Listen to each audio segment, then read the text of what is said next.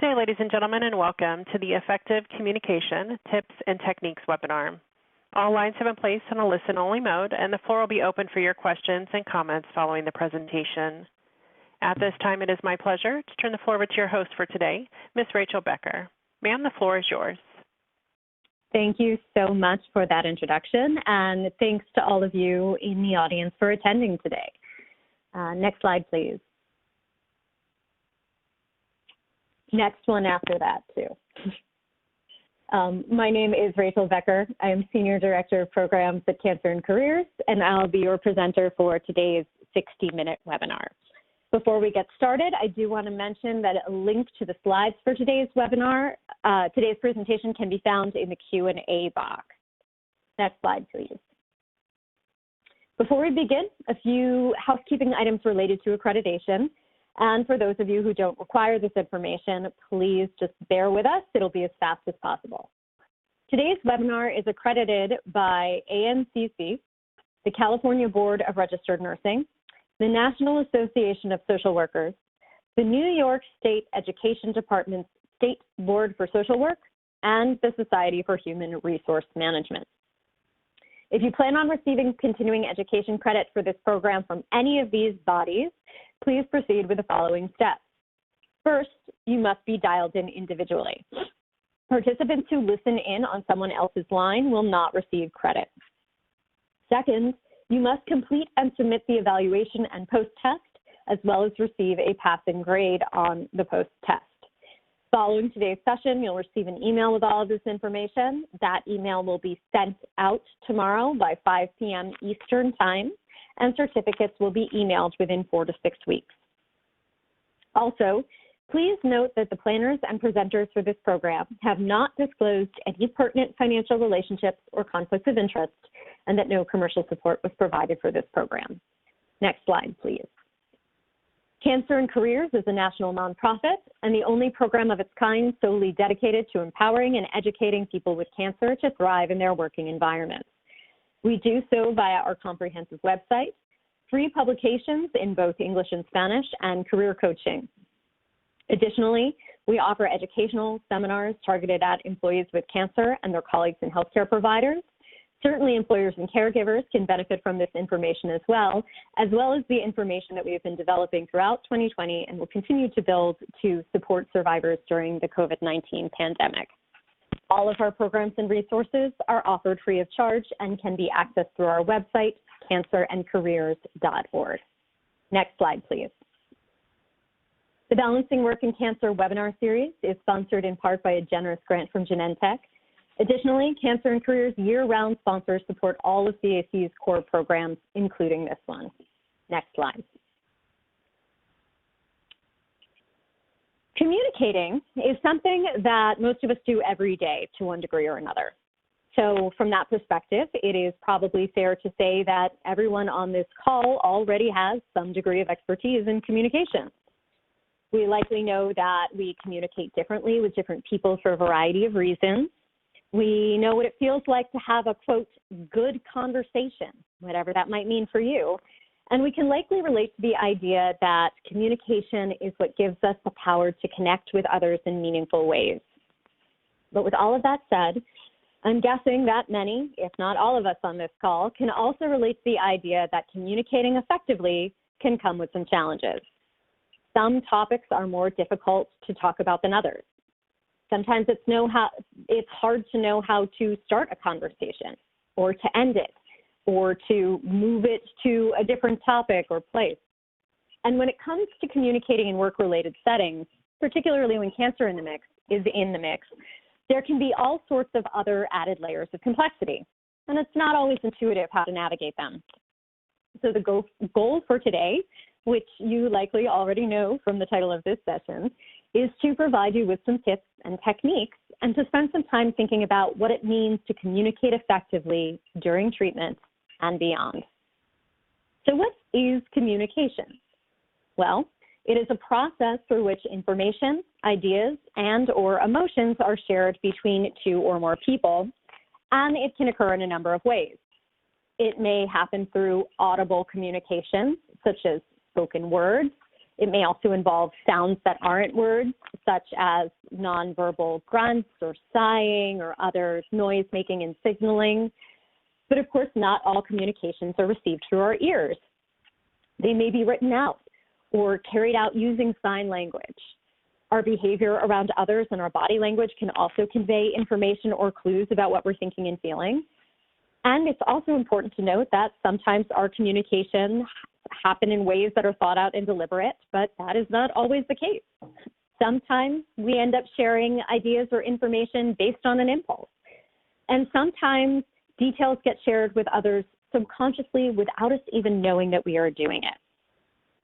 But what we are going to do today is review and unpack some things to think about and various approaches that can help you be more strategic and deliberate in your communications in order to be more effective. Next slide, please.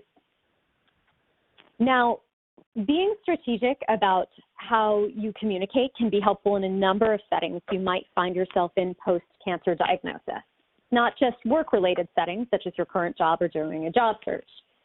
For example, and I'm guessing many of you have already experienced this, it can be very helpful to prepare for any conversations you may be having with your healthcare team to make sure that all of the questions that you would like answers to get asked. Similarly, some conversations with family or other loved ones may benefit from advanced preparation. And it's also good to be strategic when posting online, particularly if you'll be disclosing or discussing your cancer diagnosis. And we're going to go into disclosure in much more detail shortly. So as we move forward, I encourage you to be open to the idea that while a lot of these tips and techniques we're talking about are being shared under the umbrella of being work-related, they may also be used effectively in other areas of life as well. Next slide, please. Well, what is effective communication? Well, a key concept here is that effective communication is a two-way street and involves both sharing our thoughts and ideas, while also investing energy in receiving and absorbing the ideas that are being shared by whomever else we're communicating with. This means not only being mindful to get across our own perspective in a way that is clear and organized, but also really paying attention to what that other person or people are trying to get across to us, and considering what they're bringing to the table in terms of their own perspective, which may be different from ours. Don't be afraid to ask clarifying questions as part of your effective communications. If you're not entirely sure what the other person or people you're communicating with are trying to get across to you, it can be much better to make sure that everyone is on the same page up front rather than wishing later you'd ironed out details better beforehand. Expressing gratitude when it's appropriate is also a best practice. While you might assume that the person that you're communicating with knows that you're appreciative, the reality is that people usually don't know what we don't tell them explicitly. And simply saying thank you can go a long way in communicating effectively. Another best practice can be summarizing what was discussed after a conversation ends. So that might mean taking a minute or two before getting off a phone call to review what next steps are, or it might mean sending an email after the fact to say thanks for the conversation earlier to recap what we discussed, and then from there you list out whatever it is that you talked about. And this is because effective communication isn't necessarily limited to being a one-time event. Next slide, please. Effective communication is something that should happen regularly. As regular communications ensure that crucial details are shared in a timely way, and everyone knows the information they should know as events move forward and continue to evolve. Additionally, effective communication incorporates emotional regulation, which means entering into it with the goal of staying centered so that what you might be feeling emotionally doesn't play too much of a role in how you express yourself.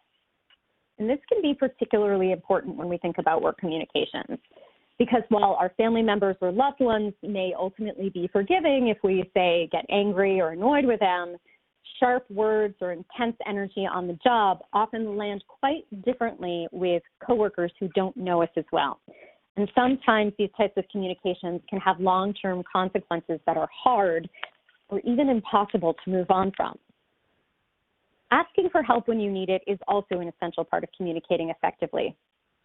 every single person on this planet, no matter their health status or job title or any other personal characteristic, needs help from time to time.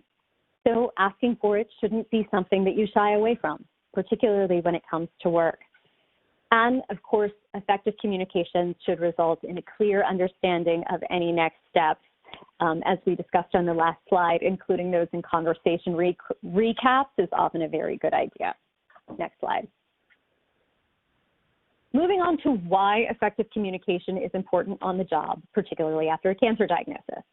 Well, for one, it helps to keep lines of communication open to make sure that the information and ideas are moving back and forth freely and regularly.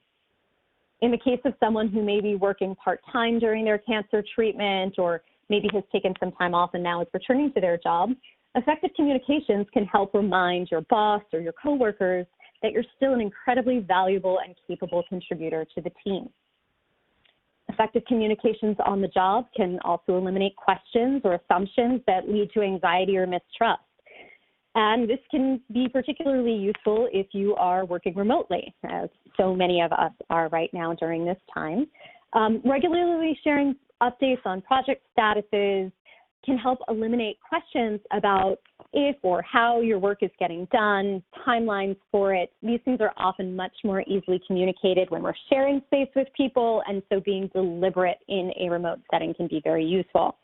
In fact, getting in the habit of regularly communicating deliberately can actually build a sense of confidence or reassurance about who you are as a worker amongst the people that you collaborate with. And that goodwill can go a long way, particularly if you anticipate that you might need some flexibility as cancer treatment progresses. But with all of this said, what's really essential to remember as you're thinking about communicating strategically is that you do not have to be a completely open book about everything going on in your life. And significantly, it is critical to know that generally speaking, you are not required to provide information about your health or your health history to your employer, whether that's a current employer or a prospective one, nor can they ask. And we will continue to unpack that concept over the next few slides. Next slide. But first, I want to touch quickly on why effective communications are also important during a job search. First, clear communication is absolutely key to opening the door to potential interviews, whether that's through networking or a cover letter or a well-constructed resume. It's also the case that most pre-interview communications, like the ones I just listed, involve making the best possible use of a limited amount of space. So knowing how to do that effectively is critical. And then in terms of interviewing successfully, your overall goal, no matter who you are or what job you might be interviewing for, is always to communicate in ways that show that you are the savviest, most qualified, most interested candidate for the role that you're interviewing for. And I promise we are going to spend more time towards the end of the presentation talking about what effective communications look like during a job search. Next slide, please. So for now, let's spend a little bit more time talking about the topic of disclosure. Whether or not to disclose at work or in other areas of your life is an incredibly personal decision for each cancer survivor. It's one that requires a lot of thought. And the choice to disclose or not, or how much to disclose about what's going on with you medically, often comes down to how you personally feel about sharing.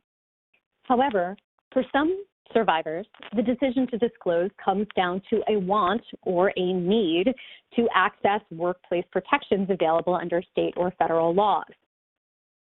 I mentioned a few minutes ago that you are not required or obligated to share your health or health history with an employer, nor can they ask, but it is sometimes necessary to share some information if you want to access legal protections.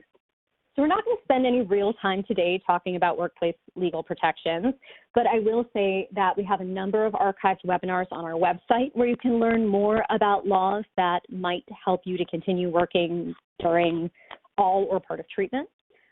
We also have publications that outline them, informational articles on our website, or you can email us for guidance on where to find a legal expert to speak with to get more information. Getting back to disclosure, it is also important to know that it is typically not an all or nothing scenario. You can always start by sharing just a small piece of information that's particularly relevant to your work or your request for legal protections, and then to share more later if something else becomes relevant down the road. That said, it is impossible to unshare something that's already been put out there. So it's often better to start by sharing less and then increase the amount of disclosure later if that's something that starts to feel right. Seeing disclosure on the spectrum can help you make the decision of what, how much, and to whom you will be sharing. Additionally, it can be helpful to consider timing and circumstance before starting a conversation. If you are working through treatment, having accurate information from your healthcare provider around timelines and treatment protocols can be helpful. But if you are going to share, stick to what you know to be true so far and not necessarily the what ifs. Similarly, if you're considering disclosing your cancer status during a job search, you are definitely going to want to be strategic when the timing of when you disclose. And again, we're going to come back to this point a little bit later. Next slide. We also encourage developing a personal disclosure plan. This includes making clear decisions about what, if any, information about your cancer journey you're going to share, both online and off, and where you are going to share it. So as you're thinking through what's going to work best for you, it's a good idea to spend some time considering the potential long-term impact of online disclosures. It may be the case that some of you who are listening in today have already disclosed at work and everyone on the job is being very supportive, and that is obviously an outstanding situation to be in. But the fact is that the internet doesn't go away. So it's important to just think beyond that outstanding situation you're in right now, because none of us can predict the future. So you may find yourself unexpectedly looking for a job 5 years from now, or your supportive supervisor might move on and be replaced by somebody who starts Googling their new staff. And there's no way to know how that new person is going to respond to the information they find.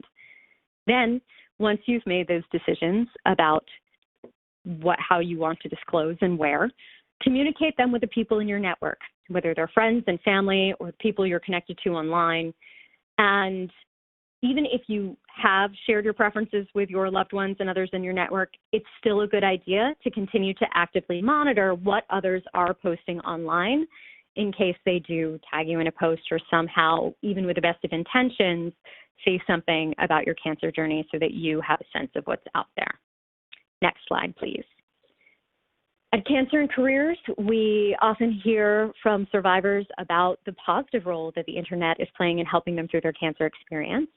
For many, it creates a sense of community and a way to feel better and connected to others. But it also does create a written record that can be challenging to get rid of, as we've been discussing. And we also know that there has been some research done that indicates that more and more hiring managers, and as we just touched on, existing employers as well, are sometimes Googling prospective candidates and current employees respectively. This is not necessarily done with the hopes of uncovering negative information. Usually the motive is to get some more details about the person that they're working with. So for hiring managers, that's to confirm something they already like about a candidate. For employers, existing employers usually want to be able to make small talk with the people who report to them. Still, it's possible that these well-intended searches might reveal information that the person posting might have preferred their employer didn't find out. And I want to be clear that I am not saying never post anything online, because it actually is a very good idea to have an online presence for work-related reasons. But rather, what I would like to emphasize is that it's important to have a strong understanding of what the virtual landscape is so that you can make informed decisions about how your story is being presented online. And if you're interested in a deeper exploration of this topic, we have an archived webinar on our website called Disclosure, Privacy, and Online Brand, which I encourage you to watch. Next slide. Stepping out of the online space and back to the workplace. When deciding whether or not to share information about your cancer status at work, there are two major things to consider overall. The first, how will treatment interfere with your ability to perform your duties? And as I've mentioned already, people often want to share or need to share in order to access legal benefits. That said, it's important to note that people may want to disclose for a variety of reasons, not having to do with either of the two things I've just mentioned. For example, some people are sharers, and for them it would feel very inorganic to keep something like a cancer diagnosis under wraps on the job. Others feel very differently from that. They're much more private at work, either about their personal lives in general or medical information specifically. You also might want to think about whether anyone in your workplace has gone through something similar. Maybe you don't know of anyone who's gone through cancer treatment specifically, but perhaps somebody went out on maternity leave or is involved in taking care of an aging parent. How was news received when that information was shared? What kind of flexibilities did the workplace provide for them? Thinking through those past experiences can inform whether you decide to share or how you decide to share if you do at all. We also get asked a lot, who should I tell? And that's going to depend on you and your specific circumstances. It's also possible you may find yourself having more than one disclosure conversation. Some people like to start with their supervisor because that's someone with whom they have an ongoing relationship, somebody who can advocate for them with higher ups. But it's important to bear in mind that not all managers are trained to be managers. So Cancer and Careers has developed a manager's toolkit, which can be downloaded, carried into conversations with managers, and it can help inform and guide the conversation in terms of considerations for helping you, the survivor, feel supported and taken care of. For people who do not wish to disclose to their supervisor first, they may prefer to go to HR instead. That can be a great choice. HR departments are often a font of information because they are the ones who understand their employer policies. They may have experiences with others in similar circumstances. Other people don't have access to an HR department or aren't crazy about their HR department and so would prefer not to talk to them if at all possible. But no matter who you are having a conversation with, a critical idea to incorporate is that the information you are sharing is what you know today, but that treatment can be fluid. And so things might be different 6 weeks from now or even 6 days from now. So get across that you will continue to have regular communications and updates with the people who need to know what's going on with you as events unfold, again, if you are choosing to share your diagnosis. Next slide. When thinking about whether or not to disclose or how much or what to share, it's also important to consider what you know about the possible side effects that you are likely to experience, particularly if you are choosing either to not disclose at all or not disclose widely within your organization. And this is because the changes that bodies can go through during treatment, whether they're visible side effects like hair loss or skin changes, or invisible side effects such as cognitive changes or a decrease in overall energy levels, can often disclose that information even if your words don't. So if you're someone who is planning to or has already decided not to disclose widely, it can be a good idea to have a sense of the types of changes you are likely to experience and whether those might be perceived by your coworkers in a way that invites questions. And then from there, it's about knowing how to have prepared responses ready at hand in case any questions arise, so that you don't accidentally wind up sharing information that you would have preferred was kept private. And we're going to talk more about preparing responses and responding to comments and questions later in the presentation. Next slide. With all of that said, if you do decide that you are going to disclose at work, the idea of simply getting the ball rolling is one that can be intimidating for a lot of survivors, which is understandable. So here are a couple examples of how you might start that conversation. The general idea here is to be sure to mention that you want to collaborate with your employer to create a plan that ensures both your needs and their needs are being met. If any of the exact language on this slide works for you, please do feel free to use it. But the reality is that the exact same language isn't going to work for everyone because not everyone communicates in the same ways. Next slide, please. In fact, The how each of us goes about communicating can vary quite a bit from person to person, and is based on individual factors such as personality, cultural background, the way we were raised, and so on. And the way a person expresses information or ideas is referred to as their communication style. Very important to note that there is no one correct communication style.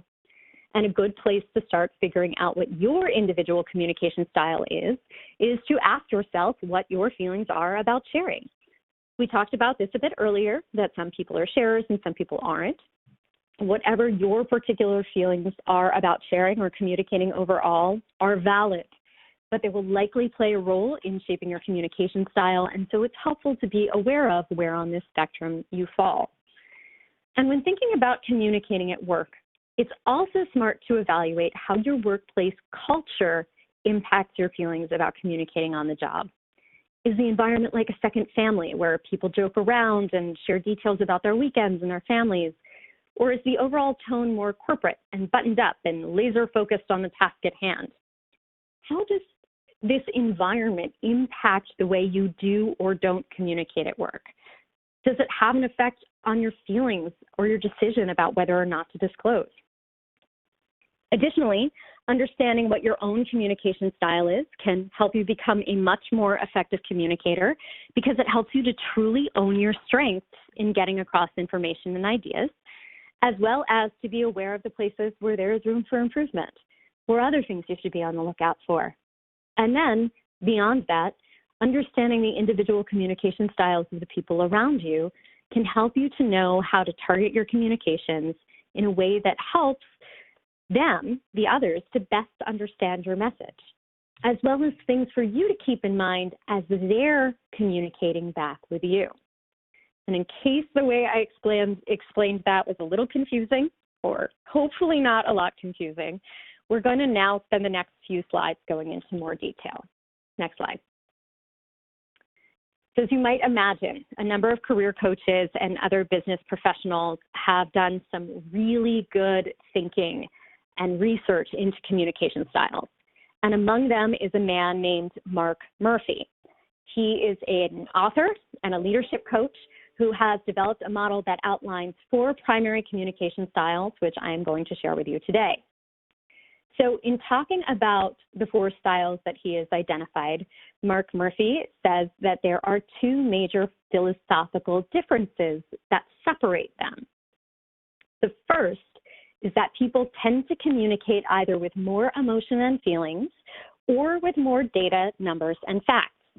So, for example, if you have 2 people working at an animal rescue, a more emotional communicator might say something like, "I feel like we are doing well with our winter adoption push." Whereas the more data-driven communicator, who is talking about the same project, might say, 92% of the dogs we're currently fostering have received adoption applications.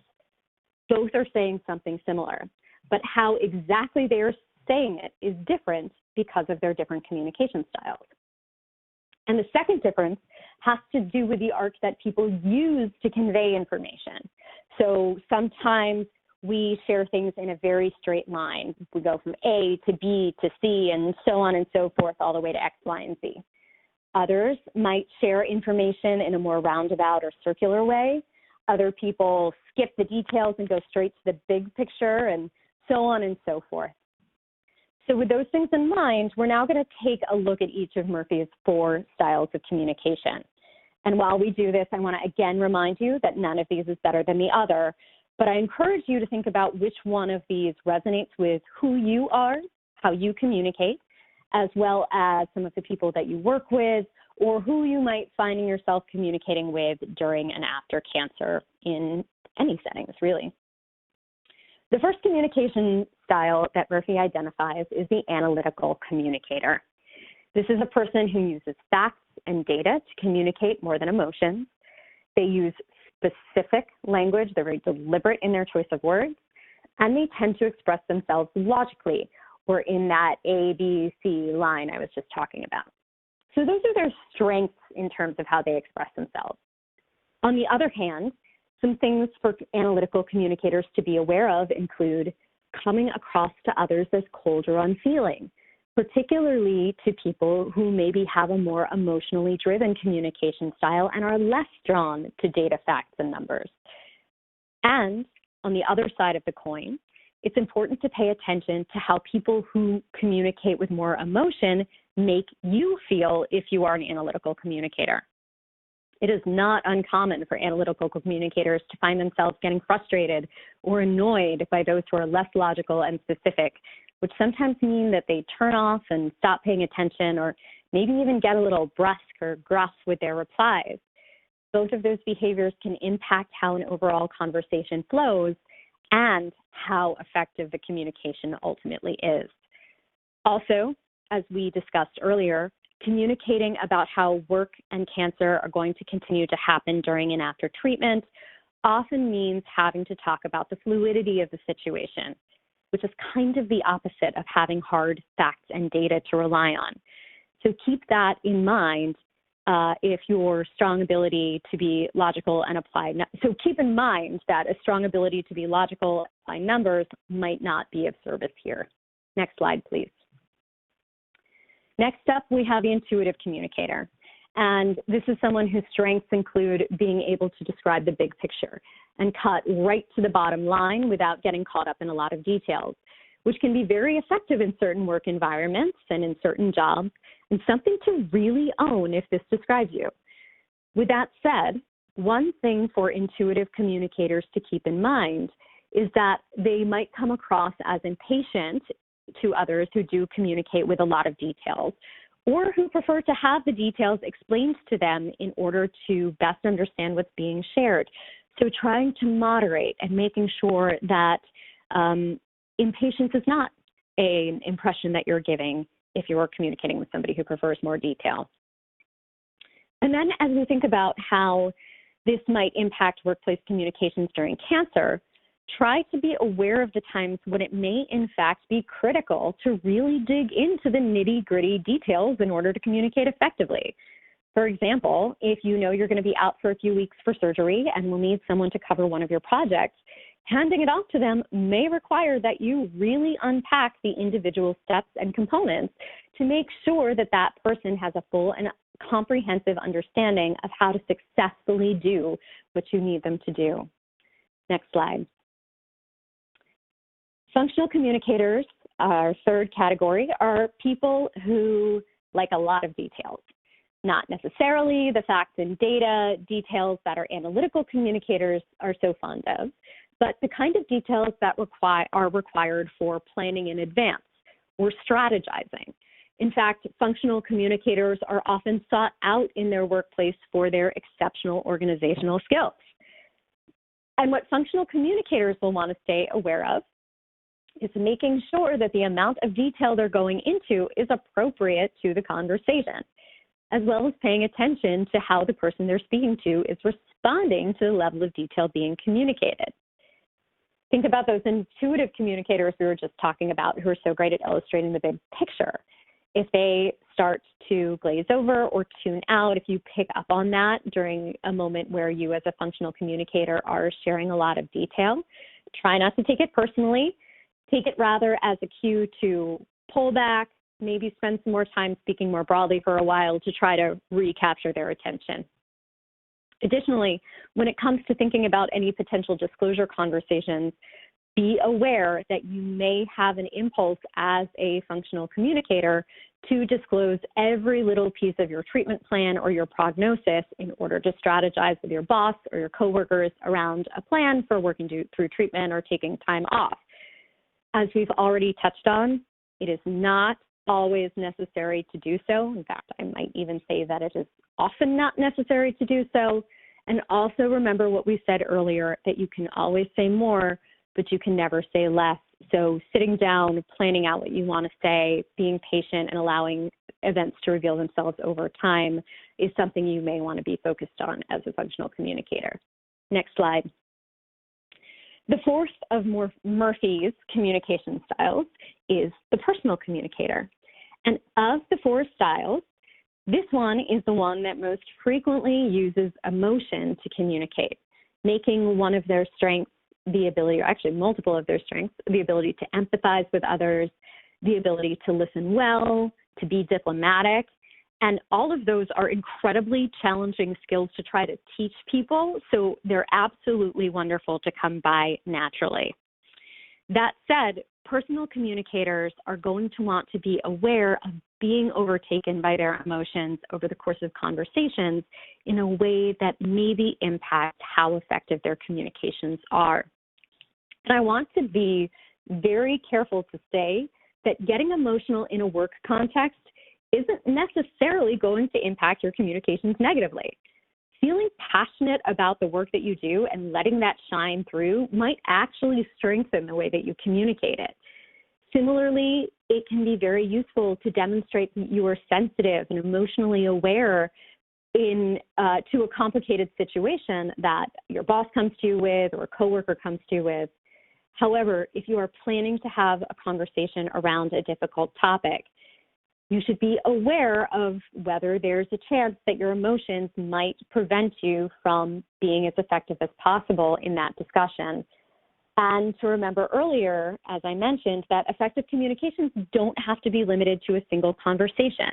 You can always hit the proverbial pause button and come back to it later. So create some notes, stick to those notes. Often having a kind of script in front of you can help maintain focus so that you can push through any emotions that might threaten to derail the communication. And then similarly, it is good to be mindful of the effect that less emotional communicators may have on you if you are a personal communicator, or of course, vice versa. Next slide, please.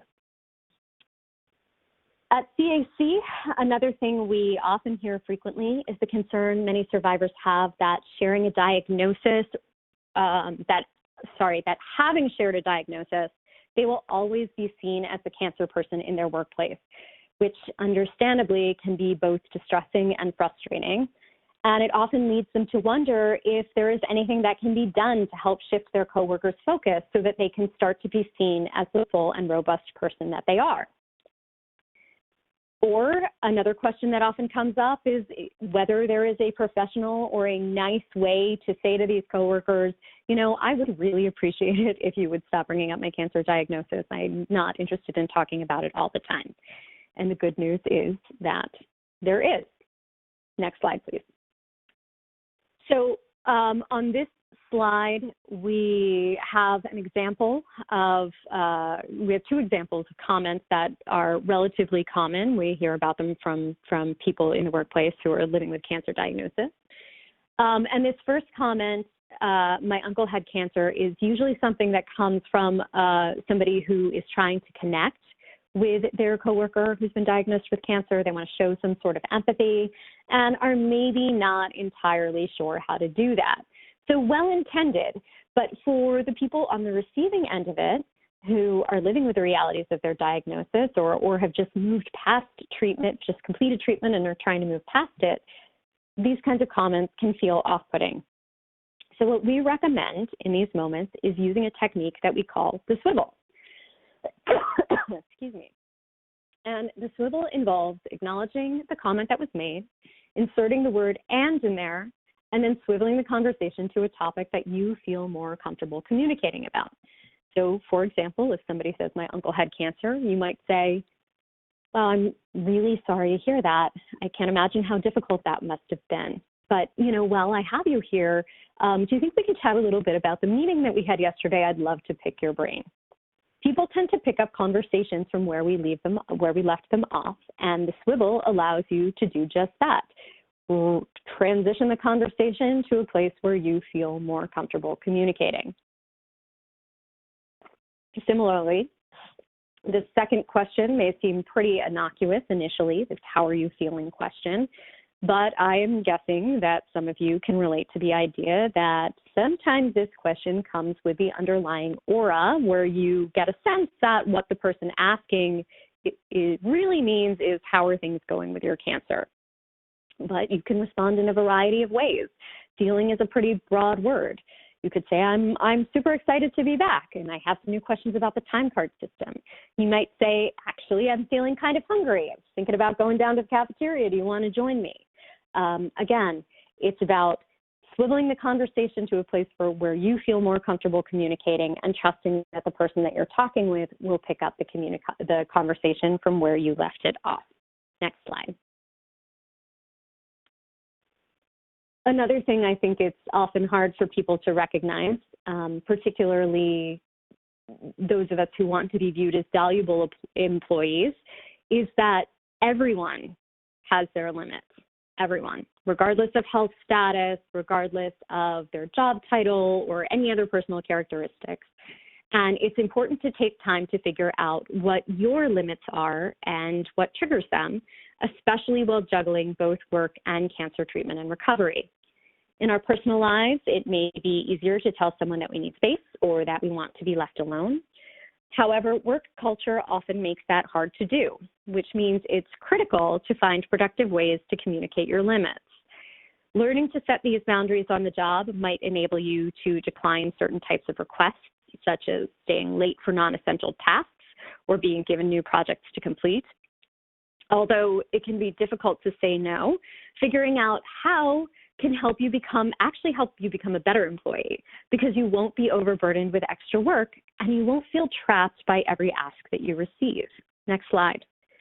And the key to effectively saying no and setting these boundaries in the workplace is crafting language that feels natural and that communicates the no message in a way that is still professional and team-oriented. So here we have two examples of what that might look like.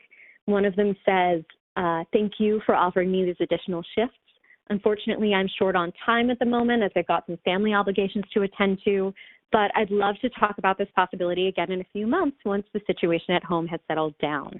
So you'll notice that this person has spoken very broadly. They haven't mentioned their health or their cancer. They're talking about family obligations, which are something that everybody has from time to time, or many of us have from time to time. Essentially, they're touching on the fact that they're human and they have a limit, but that in the future, they would love to be considered and that they're grateful for the request. If you're interested in learning more about setting boundaries, we do have an archived webinar on our website called Setting Boundaries, and I encourage you to check that out as well. Next slide, please. And then, of course, there are a whole spectrum of comments that you may encounter in the workplace that it is not always intuitive to know how to respond to.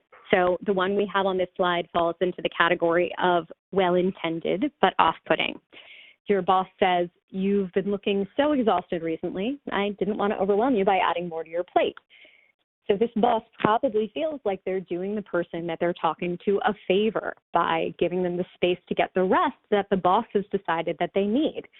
But to somebody who maybe isn't tired, despite the fact that they might look that way, is maybe very eager to continue to be invested in their job or likes working as a distraction from their cancer experience, they might swivel by saying, you know, I appreciate your concern, but work is a key part of my overall well-being. In fact, last night I had some ideas about the project that I'd love to share with you. Again, the key is finding language that's relevant to your circumstance, language that sounds like you. And I guarantee that as you practice swiveling, you will get more and more skillful with it. Next slide. Another area around which I know there's been a lot of dialogue in the cancer community, certainly for the last 12 years or so that I've been working on it, and I'm guessing likely much, much longer, is around the use of battle language when discussing the experience of going through treatment for cancer. I want to be explicit here and say that I am in no way implying that using fight metaphors is an inherently bad thing. If it's a concept or language that resonates for you, that helps to keep you motivated and works in describing your own experience, then we are all for it. But I also want to acknowledge that this is not the case for everyone. I have met quite a few survivors over the years who find this language upsetting. It can be jarring when somebody else, particularly a work colleague who they maybe don't know that well, uses that language to describe the cancer experience, and that perspective is valid as well. So to that end, how can one address it in the workplace if a coworker says something like, "I so admire how you are battling your cancer. I think that kind of fighting spirit is so critical to defeating it." Again, one approach might be to swivel and say something like, thank you. Thank you for appreciating how challenging it can be to balance everything I have going on. And while I have you, the budget recommendations you provided need to be tweaked slightly. Can we set up a meeting to discuss further? Again, this approach drives the conversation back into the realm of work topics without having to directly address that battle language was used. And while this approach is going to work for some people, next slide, please, others might prefer to take a more direct approach and make it a teachable moment. So saying something like, thank you for appreciating how challenging it can be to balance everything that I have going on. I can understand why you think that mindset and attitude are so important to navigating cancer and life and work. But I do want to share that while for some people the battle language is very inspiring, for me, it actually is not. So I would be grateful if we could talk about my experience using less loaded words. Again, this approach is not going to work for everyone. And if you do decide to take it, it's important to be open to the idea that it may invite further conversation, which could require you to provide further guidance to your coworker, or it may create a situation where you just leave that person to absorb what you said. You may get another response entirely, but the point is that you'll want to think through and be comfortable managing the potential reactions you may generate if you do take the teachable moment. Next slide, please. So the comment that we've shared on this slide falls into the category of what we call outright insensitive. And you can see the possible response that we've included here is pretty substantive. So for the sake of time, I'm going to leave you to read it on your own. But what this slide really drives home is the idea that it can be useful to sit down and think about how you personally are going to respond if someone makes a comment like this. It's really insensitive. So that you can reply using language that sounds like you, so that you don't find yourself caught off guard by any emotional reactions you have and then subsequently end up saying something you hadn't or behaving in a way that you wish you hadn't. Social workers can be a great resource for helping you come up with your own language or for role playing so that you can practice saying that language out loud. But if you don't love the idea of working with someone else, it can also be really helpful to just do it yourself, write it down, practice saying it out loud on your own so the words feel comfortable and natural coming out of your mouth. Next slide, please. So now turning to the topic of communicating during a job search, this is a question that comes up frequently. Should I disclose my cancer diagnosis in a cover letter or on a resume as either a way to explain a gap or as an example of skills and experiences? Well, ultimately, your job search is yours, and it is up to you to conduct it in a way that feels right for you. However, I encourage you to think about it this way. Every job search really amounts to a series of conversations, and it's wise to think about the purpose of each of these conversations and then think about where in that process disclosure might make sense if it is important for you to disclose during a job search process. Again, you're not required to do so. Dating as a process is a metaphor that's often used that's talking about the job search. Many people can relate to the idea that you are likely to share more intimate personal information 2 months into seeing someone than you are on that very, very, very first date. Similar concept here applies to job search. And we're going to take a deeper dive into the nuances of what all that means, as well as how to communicate effectively overall. So let's start with talking about resumes. That, of course, begs the question, what is an effective resume? Simply put, it is written with a specific audience in mind, meaning that you might use different versions of your resume to apply for different jobs, if those different jobs require different specific skills that you both have.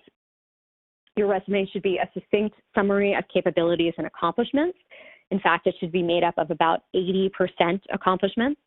Additionally, it should be easy to read and understand. It should be visually appealing and not too cluttered, and use an easily readable font such as Arial, Times New Roman, or Helvetica. And also use a style in writing that is professional, that has impact, that is future-focused instead of just regurgitation of everything that you've ever done in your work career. And then, of course, you want to make sure that your language is targeted towards your future career goals as well. Next slide, please. When it comes to cover letters, I think the two best pieces of advice are don't just regurgitate your resume. This is your opportunity to use prose to draw parallels or highlight experiences. And do not use a generic cover letter. You want to make sure that the cover letter that you're sending ties you to the specific company or job in question. I'm telling you from experience, I've read a lot of cover letters in my day that have been submitted to Cancer and Careers, and it is always very clear when someone is submitting a cover letter that they've also probably submitted to other potential employers, and that's very generic.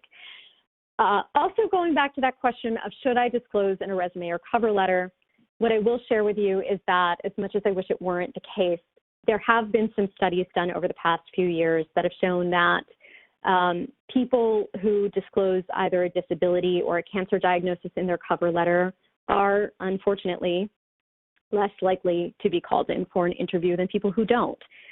So what we recommend, again, if it is important for you to share your cancer diagnosis before you get hired, is that you wait until you've had at least one person interview so that the hiring manager gets a sense of who you are, of what you bring to the table in terms of personality and humanity, because that human context can help to illustrate that you are more than just a skill set on a piece of paper, more than just your diagnosis, in a way that words that are written down likely can't. Next slide. So according to a number of sources, about 85% of jobs are found through networking. And here we've included a number of best practices for communicating effectively while networking. First, it's important to do the best that you can to remember people's names. I know this is not always easy. So there are a couple of tricks that can help you out with that. You can repeat the person's name to yourself 2 or 3 times. You might make associations between their name and someone or something else. So, for example, if you are networking with someone named Jimmy and your favorite musician's name is Jimi Hendrix, you might, make that connection somehow, picture the two of them together in order to help you remember the person's name. Small talk is something that often gets a bad reputation, but knowing how to do it can be important in order to be able to initiate or carry out conversations with people when you are networking. If you don't feel particularly adept at it, try to think of some questions ahead of time that will help generate a dialogue or keep it going, but try to avoid controversial topics such as politics and religion. Some more approachable topics include asking about their work trajectory, like what their first job ever was or how they got to the position they have now, what kind of entertainment or food they enjoy, do they like travel, do they have any hidden talents, et cetera, et cetera. It's also essential to use proper networking etiquette. So if you spend more than 15 minutes talking to someone about a potential work prospect, send them a follow-up email. In those emails, try to use the word you more than you use the word I. And if you tell them that you're going to do something like send your resume or forward a news article that you discussed, be sure to do it in a timely manner to ensure that you build on any good first impressions you generated in that initial conversation. Next slide.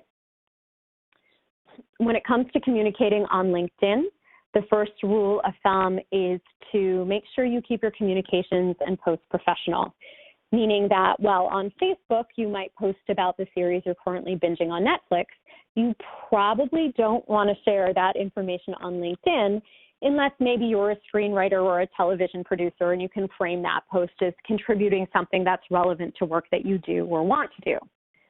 Also, unlike Facebook, on LinkedIn, it is much more acceptable to reach out to people that you haven't met yet or who you don't know particularly well. In fact, if you're looking for job opportunities, it is a highly recommended way of networking. That said, if you do reach out to someone you don't know personally, it's important to know exactly what you are asking for when you reach out to them. Most people are willing to help if you're able to articulate exactly what you are asking them for. And then also remembering that networking is a reciprocal process. So try to work in the offer to help them out in return. And to that end, it makes sense to be strategic about your connections. reach out to people who it makes sense logically to have as part of your network and for you to be part of theirs. Additionally, as with all social media platforms, be sure to check, select, and monitor your privacy settings so that they reflect the level of security that you're comfortable with. And again, we have an archived video on our website on this topic called Building an Effective LinkedIn Profile. Next slide. Here we have some best practices for communicating effectively during interviews. So be sure to prepare beforehand. This should include researching the company and the interviewer before you meet them. It's also smart to plan, draft, and practice answers to potential questions so that your responses sound polished and comprehensive. It's also important to know that the way you communicate in the early stage of an interview may be different to how you communicate once you've already had 1 or 2 meetings. Remember that your cancer experience may be front and center of your mind during early stage interviews, but it is unlikely to be the case for the interviewer. And your primary focus in these early interviews should be on describing your interest in the job, selling yourself as qualified and personable and confident. And as I hinted, in later stage interviews, you're going to want to be strategic about disclosure if it feels important to do so. Again, never required to disclose, but if you do decide to make the decision, aside from thinking about when you're going to time it to happen, also be aware that if you do disclose in an interview, the person that you're talking to might not ask you any follow-up questions, because as we mentioned earlier, potential employers are, for the most part, not legally allowed to ask you about your health. And if the person you're chatting with knows this, they're probably going to move on to a new topic pretty quickly. You'll also want to be strategic about when you ask about benefits like health insurance and time off, because asking about these too soon can often make you look like you're more focused on the extras that come with the job rather than the job itself.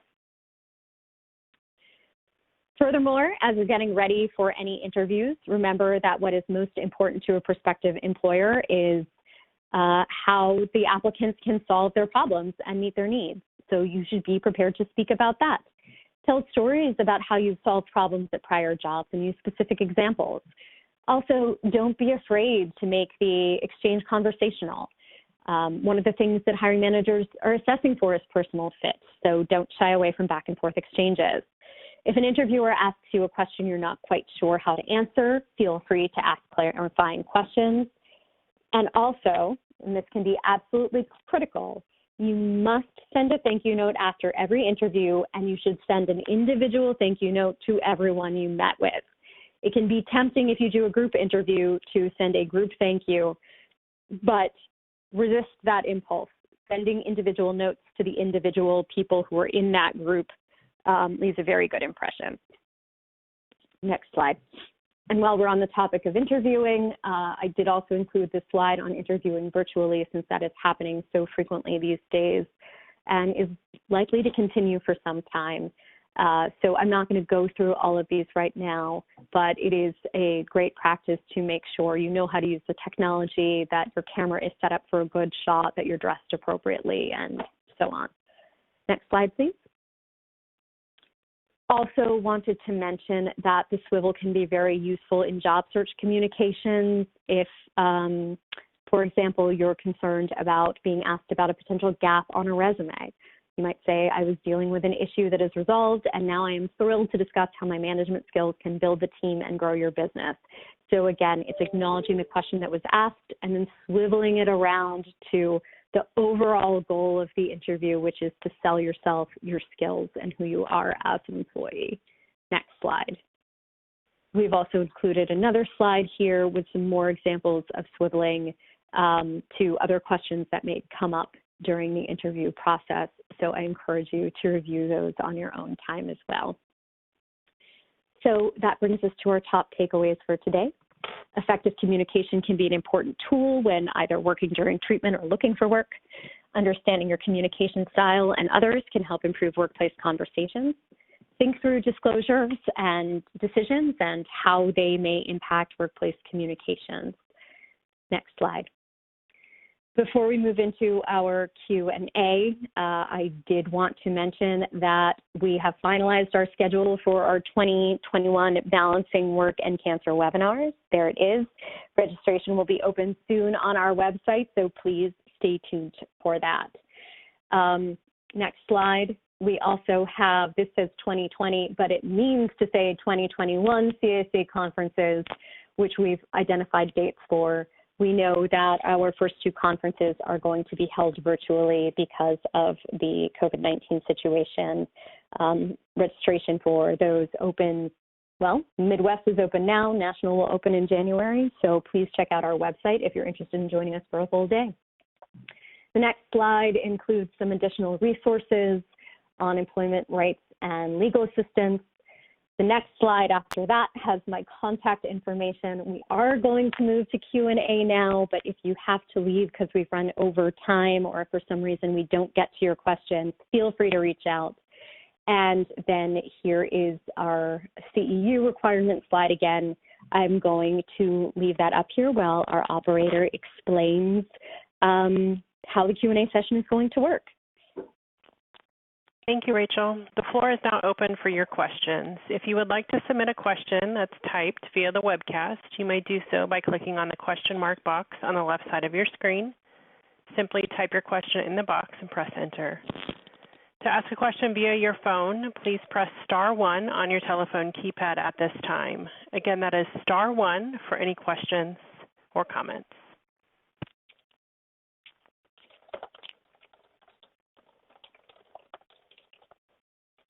We do have a question from the phone line from Carolina. Okay. Your line is open. Please go ahead. Great. Hi. Thank you very much. So much of what you were saying was very useful, and especially because I'm interviewing for the first time in over 15 years, and I just congratulations! I've been very, very nervous and self-conscious about it. But I got one thing that's kind of bothering me, and during an interview yesterday, actually, I ended up realizing that I got kind of distracted at the end, and when they asked me something, that I gave a rather, what could have sounded like a rather abrupt answer, and that instead of sort of saying, completely explaining what I had in mind, I left it. I kind of dropped it. I was basically saying that I was very direct in terms of telling bosses what they needed to watch out for and that kind of thing. But it occurs to me that the way I said it is, I sound like I'm just being blunt, or maybe even obnoxious. But if I try to address it in a follow-up email, I'm going to be, giving too much attention to it. So I'm trying to figure out how would I say is it a good idea to try to correct your mistakes from, that you might have noticed or paid attention to, or what is the best way when you're sending back the email? What is the best way to sort of if you are concerned about some of the things that you said, should you just ignore it and focus on your positive attributes or your enthusiasm for the job, or is it worth trying to fix it?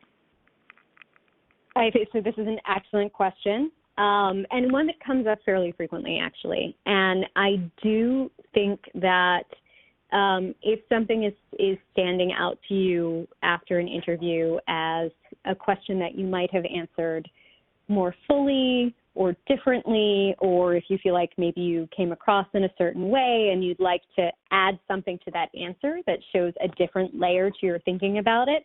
By the way, I don't think being blunt in an interview is necessarily a bad thing, and I don't know that an interviewer is going to necessarily look at it that way either. I do want to mention that.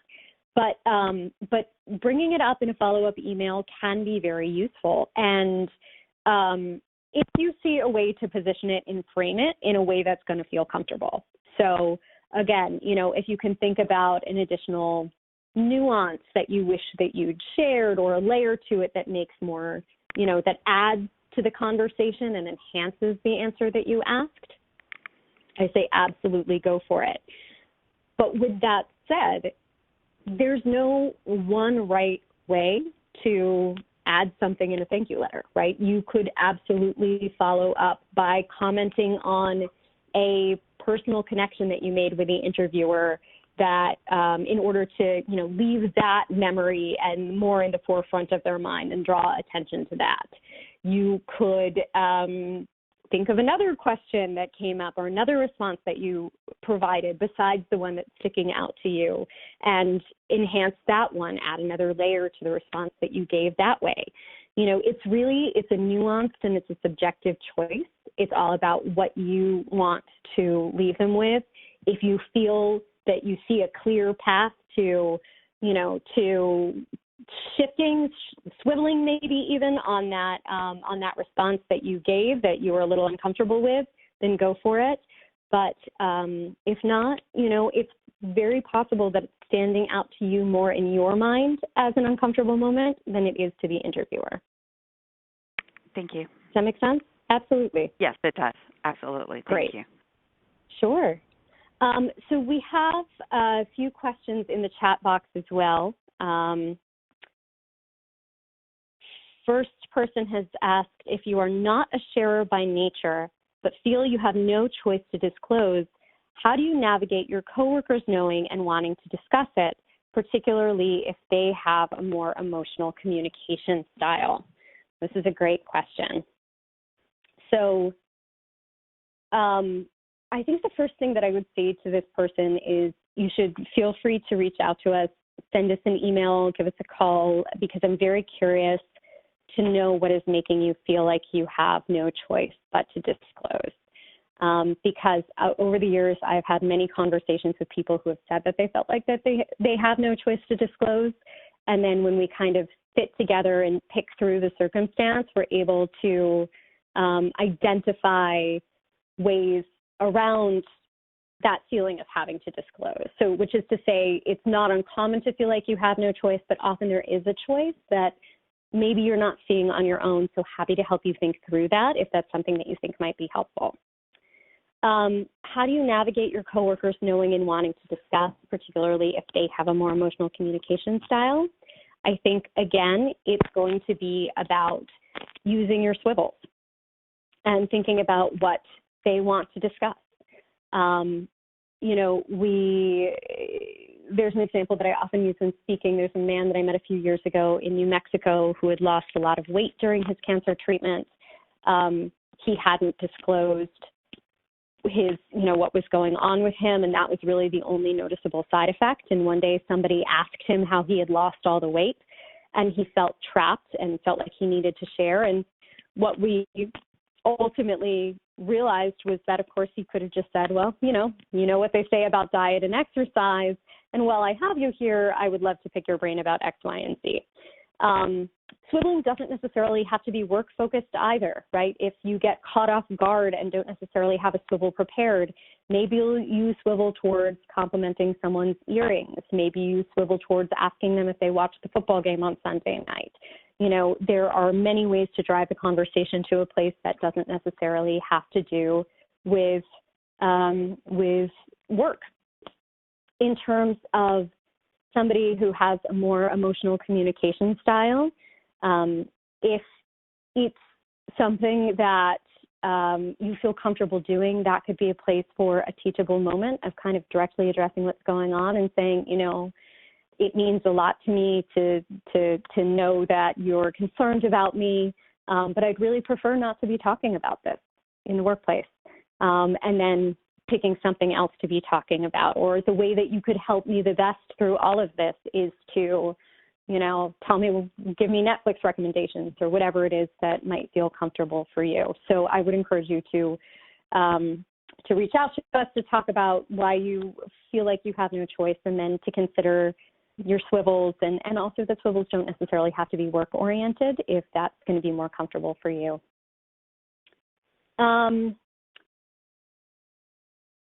So I think we have time for one more question.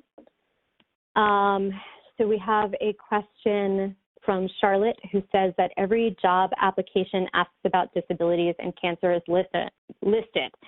I've answered yes for current or past disability, but wonder how companies use and view these disclosures.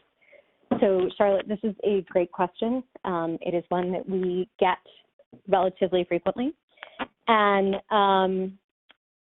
you know, different companies are going to use this information differently, and different companies are going to view the disclosures differently. And I know that that's not a particularly helpful answer, but what I can share with you is that in some cases, companies are collecting demographic information so that they can have a sense of the diversity of the candidates that they're drawing. Some may want to make diversity hires, and so having that demographic information available might be considered in that way. It might be connected with you personally, or it might just go into a bigger pool so they have a sense of the types of people who are interested in their jobs. I wish I could say that companies don't look at them negatively. I don't know for a fact that everyone uses this information in benign ways, so that is something to keep in mind. But when you see these questions on applications, what I would encourage you to do is check and see if there is an option for you to say, I prefer not to answer. Because technically speaking, it is only legal for them to ask you this question if they give you an option to say, I would prefer not to answer. That is always available, or that if that is available to you and you want to take it to avoid possibly having that information perceived in a negative way and used against you, you can certainly do that. If you do select, I prefer not to answer for your disability and cancer question, I recommend also picking prefer not to answer for some of the other demographic questions that they are likely asking.